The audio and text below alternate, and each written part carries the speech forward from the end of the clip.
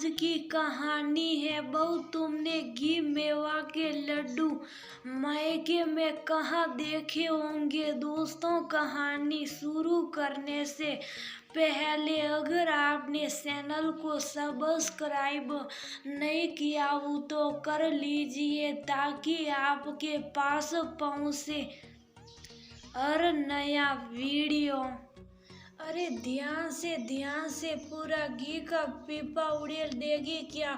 मेवे थोड़े कम डालना। लेकिन अम्मा जी, जैसा के गोद में तो घी और मेवा अच्छा ही होना चाहिए ना, तभी तो उसके शरीर में ताकत आएगी। किरण आटा भूनते हुए बोले, ये देखो कल की लड़की मुझे ज्ञान दे रही है। बेवकूफ, जज्जा का शरीर तो बन जाएगा लेकिन मेरे पोते का क्या, जो इतना कमजोर है। माँ ज्यादा खाएगी तो उसके पेट में मरोड़ उठेगी। इतना भारी गोद के लड्डू सबके और झेलने बस की नहीं।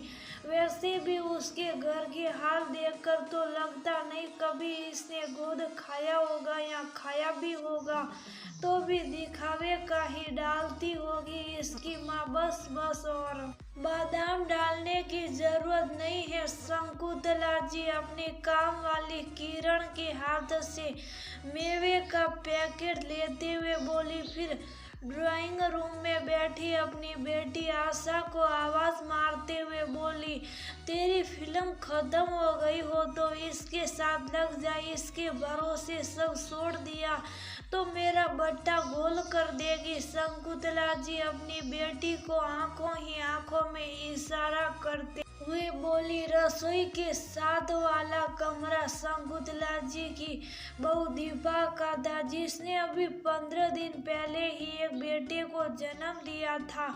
अपनी सास की जली कटी सुनने की उसे पिछले 1 साल में आदत पड़ गई थी। दीपा की ससुराल उसके मायसे से कमतर ही थी। दीपा के पापा ने भरा पूरा परिवार व लड़के का व्यवहार व नौकरी को देखकर अपनी बेटी का रिश्ता इस घर में किया था। काफी हद तक उनका फैसला सही रहा, क्योंकि दीपा का पति बहुत ही सुलझे विचारों का इंसान था, जो परिवार के साथ साथ उसका भी बहुत ध्यान रखता। उधर शंकुतला जी जुबान की तेज तरार थी। हर बात पर वह दीपा को ये जतलाने से ना सूखती कि उसके मायके के खान पान, कपड़े लत्ते और यहाँ तक कि सोच में भी वह उनसे आगे है। लेकिन इस कहने भर तक शुरू में तो दीपा को उनकी बातें बुरी लगती और गुस्सा भी आता है। लेकिन जैसे जैसे समय बीतता गया वह अपनी सास की आदत भली भांति जान गई थी। अब उसे उनकी बातों पर गुस्सा नहीं, हंसी आती थी। इसीलिए आज भी जब उसकी सास की ऊंची जुबान में कई शब्द उसके कानों में पड़े तो उसके चेहरे पर मीठी सी मुस्कान देर गई। शाम को शंकुतला जी गोद के लड्डू का डिब्बा के कमरे में रखवाते हुए बोली, ले बहू, ये तेरे लिए गोद के लड्डू बनवाए हैं। घी और मेवे में कोई कंजूसी नहीं दिखाई तेरी सास ने, वरना तो दूसरे घरों में आटे की भरमार करते हैं और घी और मेवा दिखावे भर का। लेकिन ऐसा ओसापन शंकुतला ने सीखा ही नहीं। पूरे 7 किलो घी के हैं और इतना ही मेवा डाला है। रोज सुबह दूध के साथ एक लड्डू खा लिया कर देखना, कुछ ही दिनों में ताकत आ जाएगी शरीर में ज्यादा लड्डू खाने की। इसीलिए नहीं कर रही। एक तो मेरा पोता कमजोर, दूसरा देख बहू, बुरा मत मानना, मुझे लगता है शायद तुझे इतना भारी लड्डू खाने की आदत न हो। शंकुतला जी दीपा के पास बैठ अपनी चिंता जताते हुए बोली। अपनी सास के बड़ बोलेपन पर दीपा को हंसी तो बहुत आ रही थी, लेकिन फिर भी उसने गंभीर सा मुंह बना हाँ में सिर हिला दिया। शाम को जब उसकी ननद ने दीपा को चाय के साथ एक लड्डू खाने के लिए दिया, थोड़ा सा खाते ही दीपा को उबकाई सी आने लगी, क्योंकि लड्डू में घी और मेवा नाम मात्र अदरक के और मीठे व आटे की भरमार थी। कैसा बना है भाभी? दीपा की ननद अपनी आंखों को मटकाते हुए बोली। अच्छा बना है दीदी, लेकिन मम्मी जी सही कह रही थी, मुझे इतने घी और मेवे का लड्डू खाने की आदत नहीं, इसीलिए मुझसे ज्यादा खाया नहीं जाएगा। और मम्मी जी ने तो बना भी इतना ज्यादा दिया। मेरी मम्मी दिलदार है, ये तो आपने पिछले 1 साल में देख ही लिया होगा। कोई रोक टोक नहीं, वरना तो भाभी दूसरी सास तो गोद के लड्डू का डब्बा अपने कमरे में रखवाती है और खुद अपने हाथ से एक एक लड्डू बहू को देती हैं। सच कह रही हूँ, मेरी सास ने ऐसा ही किया था। नियत की बड़ी खोटी है वो। दीपा की ननद अपनी माँ की बढ़ाई और लगी हाथों अपनी सास की बुराई करते हुए बोली। हाँ दीदी, ये तो आप सच कह रही हो। मम्मी जी बड़े ही खुले विचारों वो दिल की है। हमारे यहाँ भी गोद के लड्डू में कम घी और मेवे डाले जाते हैं, मीठा भी थोड़ा कम ही। मुझे उसी की आदत है। मेरे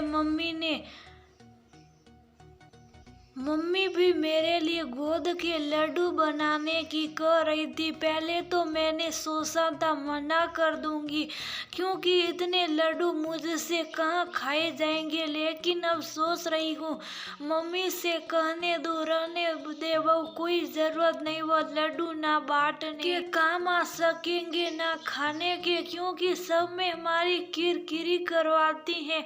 फिर तुझे यहाँ किस चीज की कमी? मम्मी जी ये सब तो मायके से आता ही है ना, वहाँ भी तो मम्मी को दिखाना पड़ेगा कि मेरे लिए उन्होंने गोद के लड्डू बनाए। मैंने कहा ना, मुझे इतने भारी लड्डू खाने की आदत नहीं, तो मैं उनको खा लूंगी। वैसे भी मुन्ना कमजोर है, तो उसके लिए वही लड्डू सही रहेंगे। और आप ऐसा करना, इन लड्डुओं को आप सब खा लेना और जो बांटने हो बांट देना। घर की बात घर में ही रहेगी, किसी को क्या पता मैंने खाए या।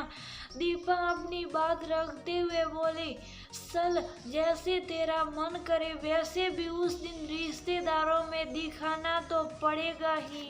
अपनी बहू की बात सुनकर शकुंतला जी व उनकी बेटी को इसमें अपना नफा ही नजर आया। थोड़ा खर्चा इसकी माँ का भी तो होना चाहिए, पता नहीं कैसा बनाकर भेजेगी।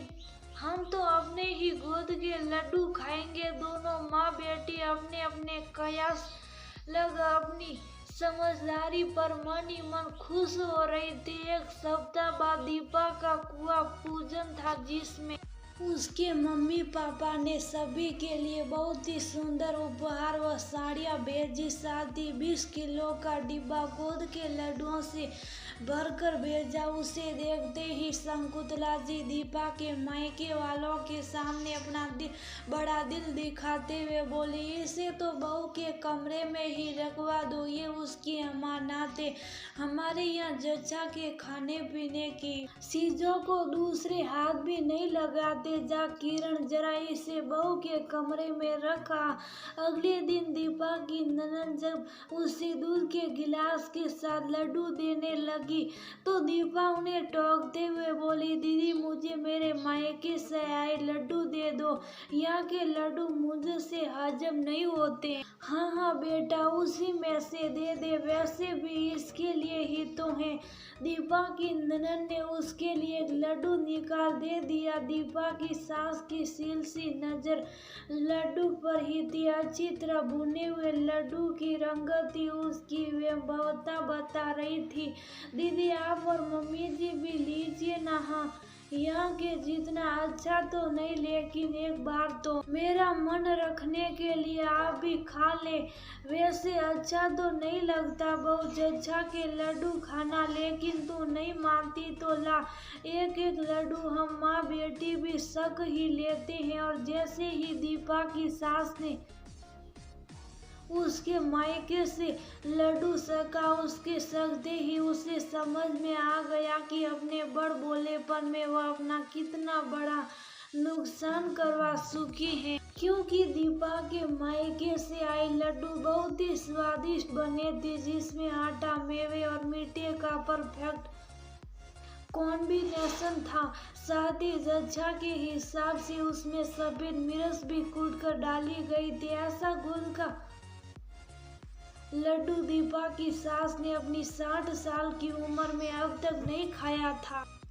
उसका मन तो कर रहा था वह दिल खोलकर अपनी समधन की तारीफ करे, लेकिन वह इतनी ऊंची सोच वाली भी नहीं थी जो बहू की माँ की तारीफ कर सके। इसीलिए बस इतना ही बोली, ठीक है, थोड़ा घी मेवा और डाल जाते तो और बढ़िया बन जाता। चलो कोई बात नहीं, जिसकी जैसी गुंजाइश। हाँ मम्मी, ये तो आपने सही कहा मम्मी। जब आप इतना समझती हो और मेरे मायके वालों का इतना ध्यान रखती हो, तो बस एक बात और, परिवार में जो गोद के लड्डू बांटने हैं, प्लीज आप यहाँ वाले बांट देना। अच्छा नहीं लगेगा ना, इन लड्डुओं को सासी ताई के घर भिजवाना। दीदी आप भी यही वाले लड्डू अपने ससुराल ले जाना। दीपा बेसारा समूह बनाते हुए बोली। बहू की बात सुनकर माँ बेटी से कुछ कहते नहीं बन रहा था। कहती भी क्या, शेर को सवा शेर जो मिला।